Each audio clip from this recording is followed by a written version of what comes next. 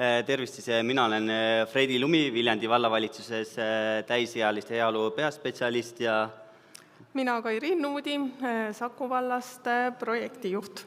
ja selles mõttes, et tangot täna ei tantsi või tantsu koos ei tee, aga selles mõttes nendel teemadel, mis me koos arutasime ja täna jagame, oleme me tegelikult suhteliselt palju ühte meelt. Ja siin täna on palju olnud juttu heaolu tehnoloogiatest ja sellest mõistest ja kuidas seda rakendada, et siis mina natukene oma selles Viljandi valla kogemuses jagaksin seda, et mis on see valmisolek ja millistes erinevates rollides see valmisolek siis on. Et võib-olla küsiks teie käest, et mis te arvate, kui valmis teie olete tehnoloogiat kasutusele võtma täna siin olijad? Tõstke käed. No tõenäoliselt kõik on ju, ja mõni on juba väsinud tänaseks on ju. Aga mis te arvate, kui valmis selleks on täna keskmine koduhooldustöötaja või hooldustöötaja või isegi sotsiaaltöötaja, kes on kõrgharidusega? Mõni on. Ja on väga palju häid inimesi ja see, kas nad on selleks valmis või mitte, ei ole olnud nagu küsimus. Ehk siis, kui mina paar aastat tagasi Viljandi valda läksin, olin kutsehariduse kogemusega, kus ma nägin, et kutseharidus oli võidurelvastunud erinevate simulatsiooni ja abivahendite ja muude heaolutehnoloogiatega, siis tegelikult, kui seal ei ole seda, nagu eelnevalt mainiti, omanikku või eestvedajad või kes usuks nende vajalikkusesse või kasulikkusesse, siis tegelikult ta ei rakendu. Ja ka kutsehariduses tegelikult pidin ma hakkama esmalt tööle oma õpetajatega, et neil toetada ja julgustada tehnoloogiate kasutuse võttu. Ja sama mustrit tegelikult siis tegin Viljandi vallas, kui tekkis võimalus paaris projektis osaliseks saada, et hakkasime piloteerima ravimikarpe ja koduandureid. Aga neid projekte kirjutades ma teadsin kohe seda, et mul seal sahtlis varasematest aastatest eelmistelt inimestelt oli vedeles 3 koduandurit. Keegi nendest suurt midagi teadnud ja miks kas ja kuidas see projekt läks või mitte, et seda ma tegelikult päris teada ei saanudki. Siis minu jaoks oli üsna selge, et kui me neid projekte kirjutasime, siis ei lähe me kindlasti kaasa nende projektidega selleks, et me oleme see KOV, kes on valmis katsetama ja piloteerima, vaid tegelikult kohe ise ka panin nii-öelda tollel hetkel intuitiivselt loominguliselt kokku koolitusprogrammi, mis tegelikult neid juba projekte peaks hakkama toetama just selle eesmärgiga, et saaks oma koduhooldustöötajad, sotsiaaltöötajad kaasa mõlema projekti puhul, siis et me saaksime koolitatud. Esiteks oligi see, et me läksime näiteks Mõdrikule laborisse, kus me tegelikult saime töötajatele luua selle laia pildi, mis asi on abivahendid, mis asjad on heaolutehnoloogiad, et nad üldse hakkaks mõtlema selles suunas, et kuidagi saab inimeste heaolu kodudes töötada. Siis teine roll, mida mina kohe oluliseks pidasin seda, et ma võin ju ise minna ja tulla heade ideedega ja neid rääkida, aga kui ma ei saa kaasa ka näiteks vallas juhte või siis mõnes olukorras poliitikud on ju, kes otsustavad või suunavad või ütlevad lõpliku sõna, kuidas neid muutusid ellu viia, et siis tegelikult me peame algusest saati ka, meie see võtmesõna ongi see, et Viljandi vald on väga innovaatiline ja avatud ja siis tegelikult ka seal juhid kohe tulid kaasa ja kaasasime ka selle koolitusprogrammi erinevates osades just juhte, et ka nendel tekiks see lai pilt on ju, ja kui ma lähen küsima, et nüüd on mulle vaja seal TTK juures on see Reiser 2, et mul on vaja seda, koduhooldajatel jubedasti vaja on ju, et kui ma varem oleks seda läinud küsima, siis tõenäoliselt, mine tea, Viljandi vallas võib-olla oleks jah öeldud, aga mujal ilmselt mitte. Aga siis tegelikult täna, kui ma selle vajadust päriselt põhjendan, siis tegelikult öeldakse, et raha ei ole tõesti maailmas otsa saanud, selles ei ole probleemi, et selle me leiame, et isegi kui me suur osa saame projektidest kaetud, aga küsimus on täpselt samamoodi, et mina ei taha, et me täna võidurelvastuksime nende asjadega, vaid mina tahan selle koolitusprogrammiga tegelikult ikkagi juba sisse kirjutada seda, et kui me need asjad soetame, et siis need lähevad ka tööprotsessidesse sisse. Et sama on see, et me ei kirjuta ühtegi projekti ennast lukku, ühtede tehnoloogiate, andurite, karpide või mingite muude seadmetega või platvormidega, vaid me ikkagi vaatame laiemat pilti ja selle programmi raames tegelikult ka või projekti raames võtsin ka arendusülesande, mis on koduteenuse arendamine ja siis sinna juba, et vallavalitsuse nii-öelda kordadesse, määrustesse, mis iganes meie tööd reguleerib, et sinna saaks juba ette kirjutatud nii-öelda AI teema, mitte et täna oskaks seda näha ja võib-olla töötajad selleks valmis oleksid, ja samas ka heaolutehnoloogiad, et kuidas, mis sihtrühmale me tulevikus neid hindama hakkame, sest et täna me oleme kasutanud ligi 100 inimesel erinevaid andureid, ravimikarpe ja soovitanud ka nii-öelda projektiväliseid tooteid, on ju, ja siis näiteks ka eluruumi kohandamine, kus on nii-öelda vaja eri tehnikat nii-öelda otsida. Ehk siis selliseid lahendusi me täna nõustame ja siis kogu valla üleselt püüame nii-öelda inimesi selleks valmis saada. Aga võtmesõna on ikkagi see, jah, et me peame olema protsessis kogu aeg kaasatud ja ise selles uskumine, neid asju on vaja, on ju, et sama see tõsteseade on ju, kui meil koduhooldustöötajad seda esimest korda näiteks või kutsehariduses nägid, et siis öeldi, et ei, ma ei oska seda kasutada, see on võimatu. See selles mõttes liiga keeruline, mina ei võta seda pulti kätte. Võtsin oma 6-aastase poisi tollel hetkel kutsekooli kaasa ja siis tema 5-6 rühmale näitas, kuidas tõsta 100 kilost meest üksinda ülesse ja niimoodi 5 korda järjest, suutis 6-aastane hakkama saada ja siis, kui keegi hakkas ütlema, et tema ei saa või ei oska või on liiga keeruline see tehnoloogia, siis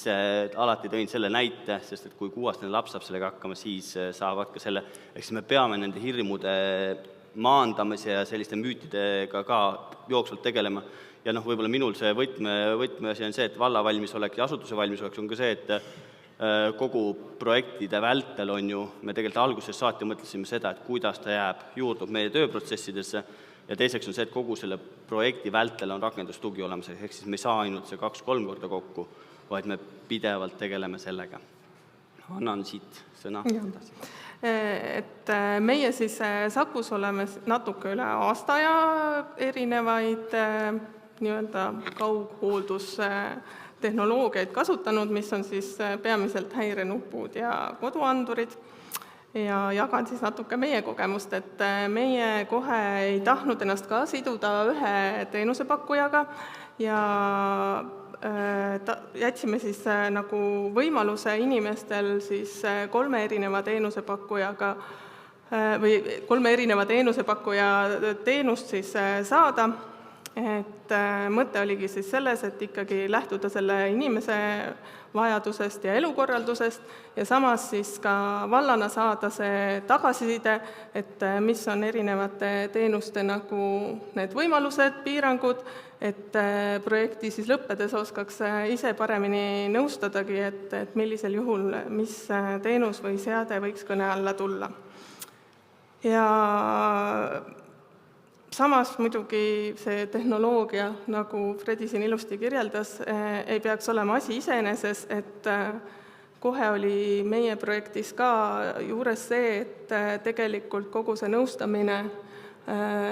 inimese olukorra kaardistamine tuleb eelnevalt ära teha, et me lihtsalt ei anna seda seadet või siis käepaela inimesele ja palun, siin on teie teenus, vaid et meil siis ka projektiga ongi tööl hooldustöötaja,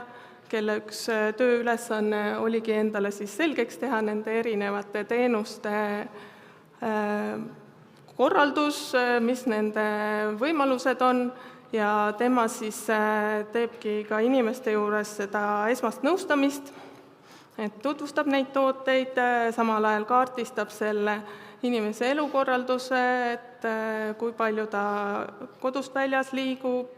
palju tal on lähedasi, kes saavad abiks olla ja siis üheskoos leitaksegi see sobiv toode või teenus. Ja mis ma veel tahtsin öelda, et meil on ka see põhimõte siiamaani siis projekti raames olnud, et need kontaktisikud, kellele siis lähevad need teavitused või kõned, et need on ikkagi olnud lähedased või naabrid, et koduteenuse osutajad pigem mitte, just seetõttu, et meil praegu Sakus ikkagi koduteenus on esmaspäevast reedeni 8–5, et me ei suuda pakkuda seda reageerimist igal ajal ja hetkel ja seetõttu tundus projekti raames katsetamise käigus loogiline, et see siis ikkagi on lähedane või naaber või keegi, kes saab reageerida igal ajahetkel. Aga eks muidugi me oleme ka juba hakanud mõtlema, et mis saab siis, kui projekt saab läbi,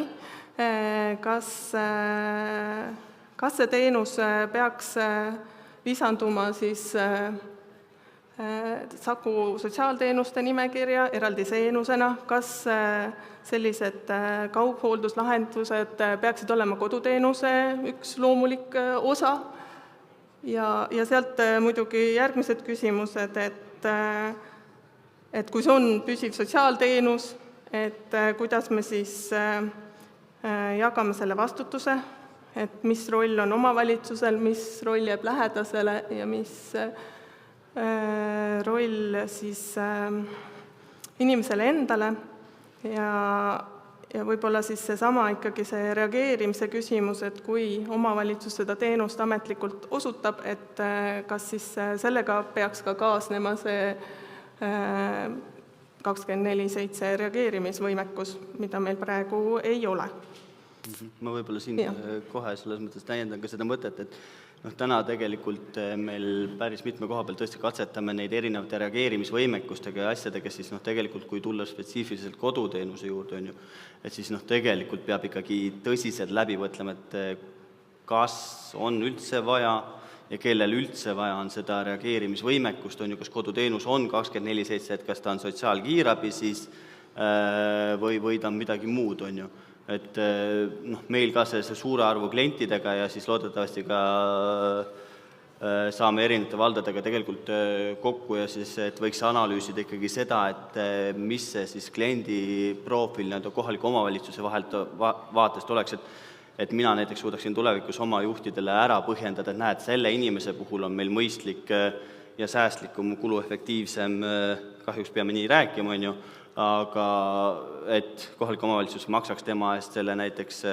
kuutasu või ostaks selle seadme välja või kui me erinevate projektidega soetame seadmeid, et kas need jäävad meile tulevikus tasuta kasutada ja siis me saame näiteks nendele, kes kollases või punases on, et neile kas siis tasuta kasutada anda või siis täielikult teenuse eest tasuda, sest et ilmselgelt see tuleb odavam, isegi kui see kuutasu on seal 50 € kuus, tuleb odavam kui üldhooldusteenust või isiklikku abistajat või mõnda muud kombineeritud lahendust luua. Ja et ma olen nõus, et need küsimused mingis mõttes võib-olla ei ole üldse ühe või kahe KOV-i lahendada, vaid et see võiks olla võib-olla laialdasem arutelu, et kuidas need teenused praegusesse süsteemi integreerida, kuidas need vastutus ja rollid jagunevad ja et tõesti ka see näide, et kui omavalitsus ikkagi seda reageerimist ei suuda pakkuda, osutab teenust siis põhimõtteliselt ainult nii, et ta rahastab või aitab rahastada, aga lepingu ja kogu siis teenuse toimimine jääb lähedase ja teenuse osutaja vaheliseks kokkuleppeks, et kas see on eetiline viis seda teenust osutada, pühkida justkui käed puhtaks üldse sellest rollist seal midagi ka omalt poolt panustada. Ja sealt edasi tulevad juba sellised küsimused et kellel üldse peaks olema ligipääs andmetele, mida selle teenuse raames kogutakse, kuidas neid andmeid säilitatakse, kelle andmebaasides, kui kauaks, et need on tegelikult mingis mõttes sellised küsimused, mis mina tunnen, et lähevad sotsiaalosakonna pädevusest omavalitsuses juba välja. Ja, täna me pilootidega tõesti väga julgelt katsetame, proovime, uurime, aga tõesti mõelda selles mõttes ikkagi lõpuni välja, et kuidas ta juurdub ja kuidas ikkagi siis need andmed on, kas ikkagi koduhooldustöötaja peab nägema seda, toda või kolmandat, millal keegi liigub uksest välja, läheb kinni, teeb külmkapi lahti, või me loome sinna analüüsi mudeli juurde, mis suudab eristada seda, et kas tal on käitumismuster muutunud, kas ta öösel kell 3 vetsus käimise asemel käib nüüd 5 korda vetsus, on ju, või siis on tekkinud mingi unehäire ja me saame selle info perearstile edastada. Need on koduandurite kasutamist ja meil on nagu tohutult palju andmeid, mida me saame analüüsida, millega mina saan kindlasti kliendi profiilid luua, et paremini otsustada, mille eest KOV võiks maksta. Ja siis, aga samas tulevikus ikkagi neid andmeid tegelikult ei ole ja kui need kuskil lekivad, siis tegelikult nende andmetega võib ka üht-teist kurja teha ja tõesti seal see nii süvitsi sisseminek kellegi ellu, et kus peab seda jälgima üldse, on ju, või siis peaks tegelikult õpetama teda juba juhtumipõhiselt analüüsima mingisuguseid asju. Ehk siis arendustega ka need uued projektid, mis meil täna selle raames, programmi raames on algamas, on, et seal me täna juba püüame neid küsimusi tegelikult ka ette lahendada ja selles mõttes on ka hea, et nii palju KOV-id tegelikult täna räägivad lisaks meile tegelikult hästi palju kaasa. Et jah, et ma ka nagu tunnen, et praegu on meil ju vaba turg teenuste osas, et see on tore, et on teenusosutajad Eestis tekkinud ja nad aktiivselt omavalitsustega ka võtavad ühendust, suhtlevad, pakuvad võimalusi, aga mingis mõttes ongi siis ka, kes teeb kõvemat turundust, see võib saada ka selle lepingu, et nagu ma ütlesin, mina oma tööd tehes tunnen, et natuke jääb sellises pädevuses puudu hinnatagi neid infoturbe küsimusi, riski haldamist, et kuidas need ettevõtted kõik seda on praegu nagu korraldanud, et muidugi tuleb lepingut korralikult alati läbi lugeda ja neid küsimusi küsida, aga ma ei tea, kas ma oskan neid vastuseid nagu alati valideerida, et see on nagu et jah, see on see projektide osas ka ilmselt Kiti ja oma selle lõputöö teema raames, tegelikult me ikkagi mõtlesime, et kuidas seda mõju ja jätkusuutlikkust tegelikult iga pilootprojekti või koolituse puhul ikkagi ka mõelda seda, et kuidas me seda mõju ja jätkusuutlikkust ikkagi tagame, et me selle mõju hindamise kirjutame õigeaegselt sisse, on ju, ja selge see, et kui me läheme KOV-i ja tasandile tagasi, siis meil täna üksikisikud seda võimekust ei ole, ja siin ka erinevate programmi osalistega tegelikult arutledes oleme ka jõudnud ja mis ka Kiti ühes selles ettekandes esile tõi, et ikkagi tuleks jõuda selleni, et meil on piirkondades ikkagi need heaolu eksperdid, sest et loota täna, et meie keskmine hooldustöötaja, sotsiaaltöötaja, iga KOV-i inimene saab siin nüüd AI eksperdiks või neid platvorme või kõiki seadmeid tundma, on väga naiivne. Ja see, et see inimene, kellel seda lõpuks vaja on või kelle nimel me tegelikult täna kõik siin oleme, et siis seal me ikkagi peame mõtlema seda, et kas meil on vaja neid eksperte piirkondadesse, kellel on see lai vaade ja nägemus ja oskus nõustada, sest et kindlasti on see, et täna mina näen küll seda, et kõik tooted on vajalikud, aga kellele mis, et see on see, kus on vaja eksperdi nõu ja loota, et hooldustöötaja või sotsiaaltöötaja oma muu töö kõrvalt jõuab seda teha, tundub vähe tõenäoline. Et kuigi täna, ma ütlen selle 1,5 aastaga, mis me koduhooldustöötajaga oleme seda rakendanud ja me oleme ka paralleelselt koolitanud, siis täna tegelikult nende digipädevused on tõusnud, nende valmisolek ja avatus kõik on tõusnud, on ju. Aga see, et nad tõesti ise jõuaks ennast valdkonnaga kursis hoida, isegi siin, kes on ka valdkonnas hästi palju sees olnud, siis täna tegelikult me näeme, kui kiiresti neid asju tuleb juurde ja kahjuks näeme ka seda, ja mis on selle programmiga tegelikult ju sisse juba ka kirjutatud, et meil leiutakse uuesti ühte ja sama jalgratast. Kui mujal maailmas on nagu parimad praktikad ja kogemused olemas, et pigem on tõesti kohandada ja arendada neid siia või siis tõesti täna minule vähemalt tundusid nii mõnedki ideed, kes võiks panna ühte punti, aga ma saan aru, et siin on ka mingisugused andmekaitse ja ärikaalutlused ja muud asjad, mida tegelikult tuleb arvesse võtta ja turul võiks ollagi võib-olla pakkujaid erinevad, sest et nad leiavad ikkagi oma niši, ma arvan, tahaks loota. Et selles mõttes ongi, et me elame huvitaval ajal, on ju, et seda võib-olla ei ole sotsiaalvaldkonnas lihtsalt ka varem väga palju olnud, et meil ongi eraettevõtted, kes aktiivselt oma tooteid tutvustavad, müüvad ja see kõik on tegelikult, ma ütleks, samamoodi positiivne ja kindlasti on neil kaughooldusteenustel oma koht sotsiaalteenuste süsteemis, aga jah, et ma ka kokkuvõtteks ütleks kindlasti, et kogu see riskide pool tuleks kuidagi ühiselt läbi arutada, et mul on hea meel, et meil tekkis siin nagu see võimalus see nagu arutelu kõigepealt üldse üles võtta, et et nii neid võimalusi kui riske ikkagi kaardistada, enne kui me mingid lahendused lõplikult kuidagi sinna süsteemi integreerime. Ja võib-olla ma lihtsalt lõpuks ütlen ka, et ma küll kuulsin siin eelpool erinevaid seisukohti, aga mina selle meie Saku senise kogemuse põhjal tahaks küll öelda, et see on nagu müüt, et eakad kuidagi ei taha tehnoloogilisi lahendusi kasutusele võtta, et eakad on väga mitmekülgne sihtrühm, et muidugi on neid, kes on skeptilised või ettevaatlikud, aga on ka neid, kes oskavad ise küsida, oskavad väga teadlikult juba kaasa rääkida neil teemadel, et kindlasti on siin nagu erinevaid võimalusi ja oluline olekski, et me kõigile võib-olla ühe lahendusega siis peale ei lendaks. Aitäh! Aitäh! Paar küsimust ka ikkagi. Nende uute tehnoloogiate kasutusele võtmisega, eks ju, et teie enda töötajad, teie enda kolleegid, kes neid siis abivajajatele vahendasid või nendega koos kasutasid, kuidas see teie tööd muutis? Et kas see oli nagu lihtsalt, et miski, mis tuli nagu juurde, et nüüd me viime, ma ei tea, lihtsalt hea sõnale lisaks veel ka ühe jupi, või see muutis ikkagi päriselt vallas kuidagi sinu või siis sotsiaalosakonna tööd ka? Kui ma alustan vastamist, selles mõttes, et meil väga palju töötajatest selles mõttes muutus. Nad õppisid ise palju paremini aru saama, mis on inimese igapäevarütm on ju näiteks. Ja tänu sellele, kuna nemad käivad ka seal südame ja igast eriarstide juures, perearstide juures, siis tegelikult see info, mida nad sealt saavad, mida meie koostöökohtumistel, juhtumi aruteludel analüüsime, et siis tegelikult nad võtavad selle kaasa. Ja tegelikult on ka see, et mida mina ütlen neile alati, et see on möödapääsmatu, see on see tulevik, kuhu me liigume. Et meil tulevikus ka hooldustöötaja ei ole see, kes saab olla sellest kõigest eemal. Ja Iriin? Jaa, kindlasti muutus ja esiteks see jah, et see on nagu võib-olla esimene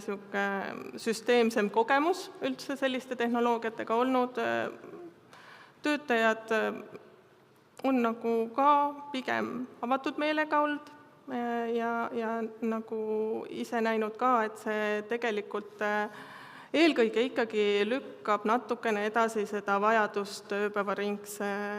hoolekande või hooldekodu järele, et eriti need kliendid, kes tulevadki haiglast koju pärast haiglaravi, siis kodus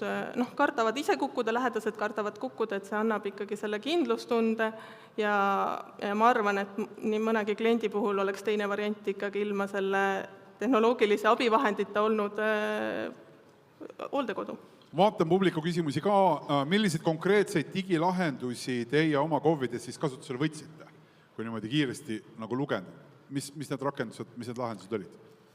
No meil on siiamaani, on siis nii see medihäirenupp kasutusel, terviseabi nupp kui siis ka koduandur ja tegelikult oleme väga õnnelikud, et me sellise valiku tegime, et me saame nagu projekti põhjal analüüsida nagu erinevate toodete toimimist, et tegelikult on erinevad sihtrühmad, kellele need sobivad minu hinnangul. Nii, Viljandis? Meil sarnaselt need tootja või teenusepakkuja poolsed platvormid, mida me kasutame koduanduril, ravimikarbil. Teiseks on see, et me uuendasime ka endal ju projekti raames tahvelarvutit, läbi mille tegelikult õppisidki seal Teamsi ja Outlooki ja muid asju kasutama, mida nad varem näiteks koduhooldustöötajad üldse ei kasutanud. Ehk siis on niisugused kõrvalmõjud, mis toetavad kogu seda tehnoloogia vastuvõtlikkust, aga ikkagi samm-sammult selle 1,5 aasta vältel, et korraga kõiki asju ei saa. Ja lihtsalt täiesti viimane küsimus, et mis edasi? Et mis see järgmine samm on, mida teeb Viljandi ja mida teeb siis Saku? Viljandi, hakkame sinust pihta. Meie selles mõttes juba täna teeme, et selles mõttes selles programmis Viljandi vald, nii mina ühes rollis, teises rollis tegelikult juba 2 projektiga osalesime, ühega läksime edasi ja Viljandi vald tegelikult täna ka mitme projekti osas on valmis selles mõttes juba piloteerima, ehk siis me läheme kõikide asjadega kaasa, kõiki asju ei võtta enda eest vedada, on ju, aga täna ka vaatame seda, et me viime rahulikult paar projekti lõpuni ja siis võtame kohe asemele, et me ei jää seisma. Ehk midagi laualt maha ei tõsta, et mingeid kasutatud asju ei tõsta kõrvale? Ei. Kairiin? No need samad küsimused, mida ma tegelikult esitasin, et need ei olnud teoreetilised küsimused, need ongi need küsimused, millega me praegu Sakus tegeleme, et kuidas integreerida siis praeguste teenuste süsteemi need kaughooldusseadmed, kui me näeme, et sellel on positiivne nagu mõju, siis me peamegi leidma need vastused, et mis alustel me julgeme öelda, et see teenus on töökindel näiteks, sellele võite usaldada oma elu põhimõtteliselt, et me praegu esialgu järgmised pool aastat tegelemegi nendele küsimustele vastuste leidmisega. Suur aitäh teile oma kogemuse jagamise eest, Fredi Lumi, Kairiin Nuudi, Fredi siis Viljandi valla täisealise heaolu peaspetsialist ja Kairiin Saku valla sotsiaalhoolekandeteenistuse projektijuht. Aitäh! Aitäh!